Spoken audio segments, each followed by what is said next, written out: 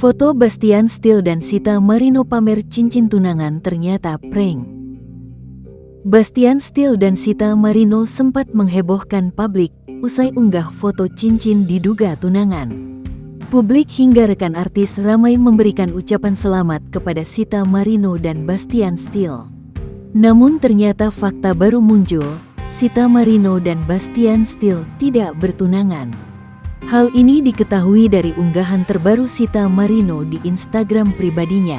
Ternyata pasangan kekasih ini mengumumkan tentang proyek baru yang dijalani keduanya. Usut punya usut, ternyata keduanya berkolaborasi dengan merek parfum. Dalam video yang diunggah, Sita dan Bastian seolah-olah tengah melakukan pre-wedding. Kedua serasi memakai pakaian formal, bahkan Sita memakai veil putih layaknya pernikahan. Postingan itu pun langsung ramai komentar dari warganet yang baru sadar ternyata diprank oleh pasangan kekasih tersebut.